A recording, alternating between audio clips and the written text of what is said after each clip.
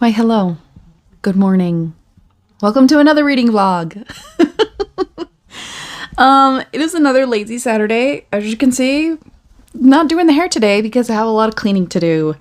And while I clean, I'm going to be reading some books. I am really excited to start The Duke Gets Even today. I have the audiobook, so I'm going to be listening to that most of the day while I clean. My house is a mess. It's a mess, and I'm just tired of tripping over everything, so it's gonna happen. As you can see, I already kind of did some gardening this morning, so that was nice. The weather is gonna be pretty crappy over the next few days, but I wanted to get it in the pots so Mother Nature could water it for me. Who wants to do that? Who wants to get the hose out when you don't have to? You know what I'm saying? So, The Duke Gets Even. I do have another book that I'm reading, but that one's on my Kindle. It's an ARC, and it's called The Heiress at Sea, and I'm really enjoying it. That one is kind of, there's a Marquess that has now who was the spare and is now the heir, and he doesn't want to be. He doesn't want to be. He wants to be a ship captain. So he has one last mission to do for the Royal Navy.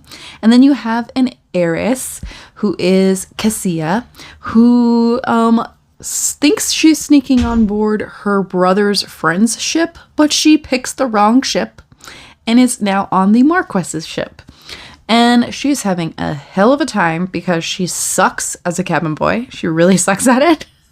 They tell her to paint something, and she draws a mural instead of like a roller, and it's just shenanigans. Anyways, that one I'm going to read tonight, but we will get to The Duke Gets Even today. So, I have a lot to do.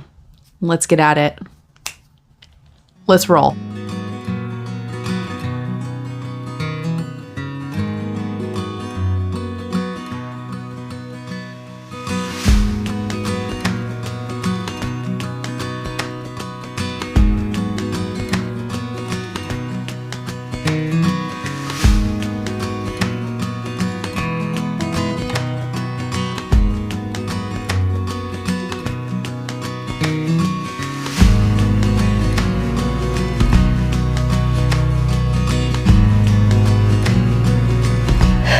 Have I cleaned today? Nope. We did go grocery shopping, but after that we would just have been lazy. Oh, hi, Leo. So I am 100 pages in, which is about chapter 9. I'm also listening and reading at the same time. And yeah, it seems like they just have been kind of dancing around each other. Lockwood can't marry Nellie because she has a reputation. Nellie doesn't want to like Lockwood because he has basically tried to marry every single one of her friends, and he is a bit of a pompous jerk, honestly. So, but Nellie's starting to feel a little lonely because even though she is very fiercely independent and she likes her independence, all her friends are starting to pair off. And, I kind of relate to that in a way, even though I myself have been married for quite some time.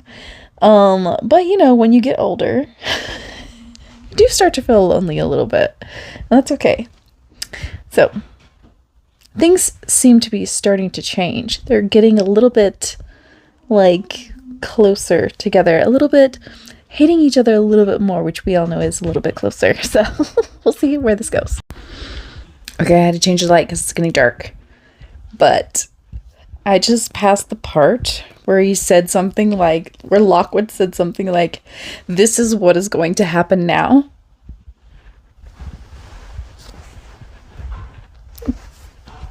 Do share. Please tell us.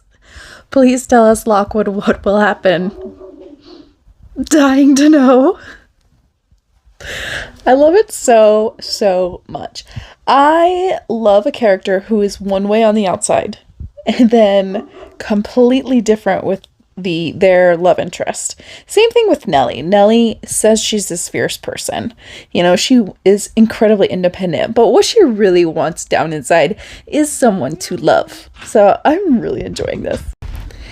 So yes, I have finally passed their first love scene together. Love it. Love it. Y'all know I love a good dirty talker. For some reason. Say all the swear words. I don't care. And then they're all buttoned up when they like leave the bedroom. I love it. Good morning.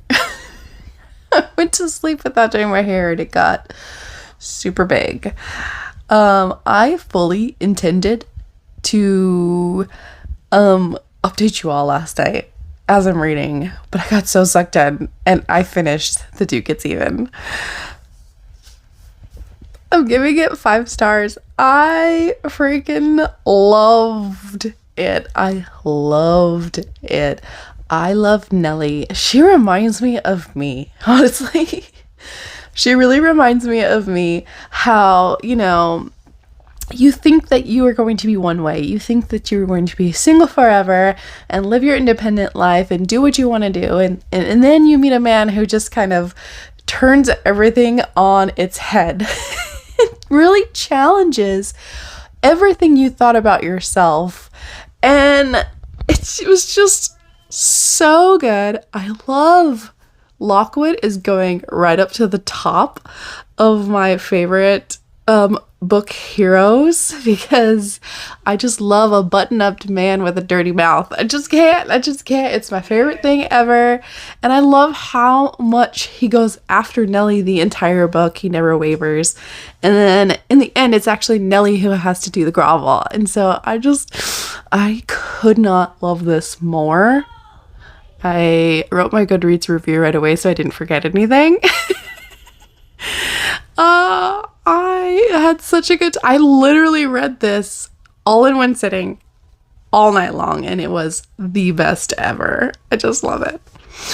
Oh, I also have to say one of the shining moments in this book is the heart-to-heart that Nellie has with her Aunt Ree, who her Aunt Ree's advice always comes with Irish whiskey, and I love it. She's like, sit down, let's have a drink and let's talk. And it is such a touching moment at the end.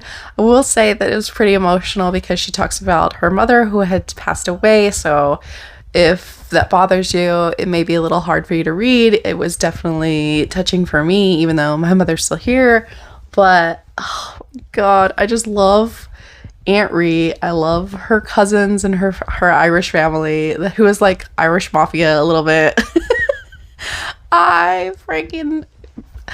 Have I said I love this book yet? I love this book. It's going to the top. It's going to probably be on my list of best reads of the year. We'll see. I had such a good time reading this book. The first 100 pages, I will say, was kind of like history. Like, you're kind of catching up with what happened with them. They, you know, she mistakes him for another guy that she was going to have a midnight tryst with in the ocean. And that's kind of where they go. And then literally the next day, she's like, oh, you're Lockwood, you're the Duke, and you're trying to marry my friend. So she really tries to stay away from him for a very long time, for like a year or so, after he goes through literally all of her friends. And I don't know, I just, like, that part was the slower part, but at the same time, like, I wasn't bored or anything like that. Like, I really loved it. Okay, I've gushed enough. I've gushed enough about this book. I need to get up and get ready.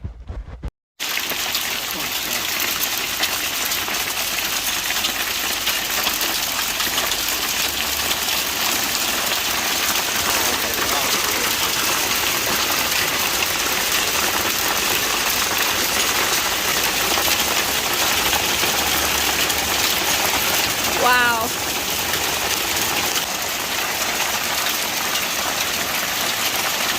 An ice ball. An ice ball. Here you go. I don't either. Look at California people. We don't have shoes on out here. It is absolutely hailing still. Ow! Audrey, make a big snowball. Ow! It's still hailing.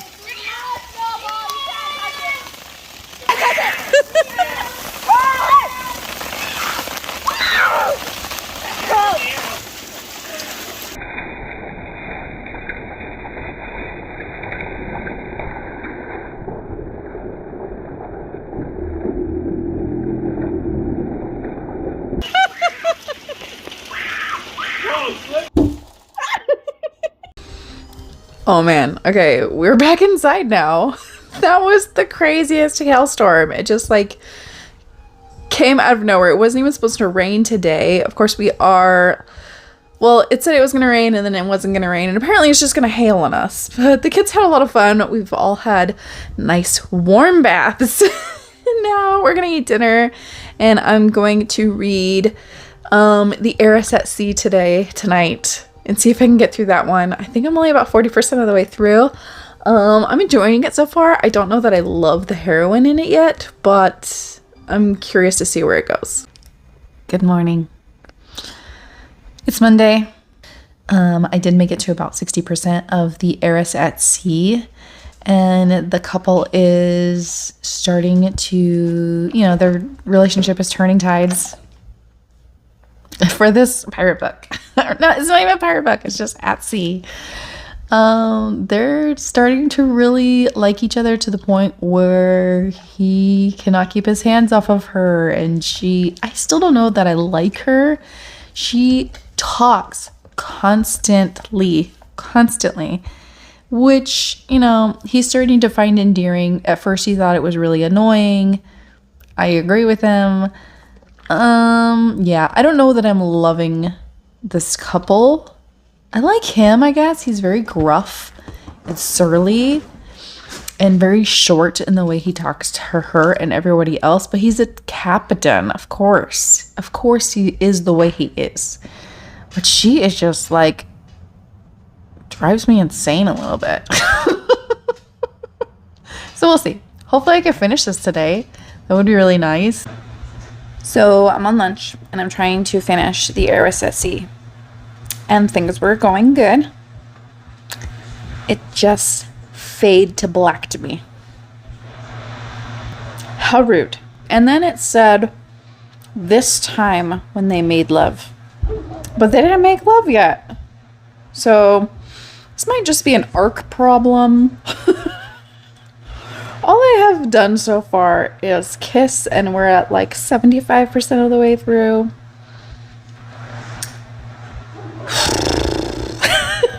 I don't have to have love scenes in my book to make this enjoyable, but I'm already a little like tiny bit annoyed with that heroine, and so it just adds to the pile of disappointment. You know what I mean? That's all right. I can tell this book's probably going to end up being 3 stars, but we shall still finish it. I'm still really intrigued by the story, but we'll see. So it is now several hours later, and I finished the Heiress at Sea. I'm giving it 2 stars. Okay, sandwich time. I like the cover.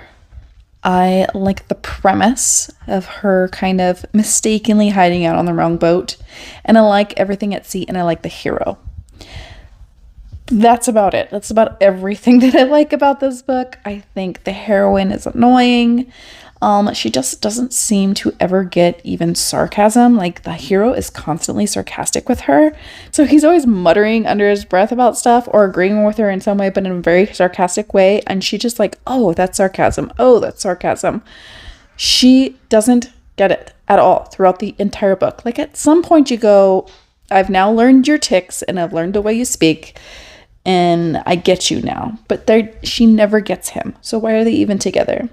And then it kind of hit me over the nose with Fade to Black, which is fine. It's not me, you know.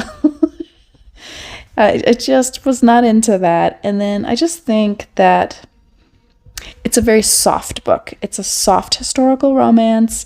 It's a very soft humor, soft in the romance department. I don't think this couple would ever make it, like, at all. They don't seem to communicate well at all. And they don't understand what each other wants. The ending was also kind of wrapped up a little bit, and I don't know. It wasn't for me. I wasn't into it. What can you do? I wanted to like this. I really, really wanted to like this, and I was interested in it in the beginning, but what can you do? We'll just have to move on. I do think if you're looking for a softer romance that is Fade to Black, that does kind of like silly humor, but not exactly outrageous humor. You might like this.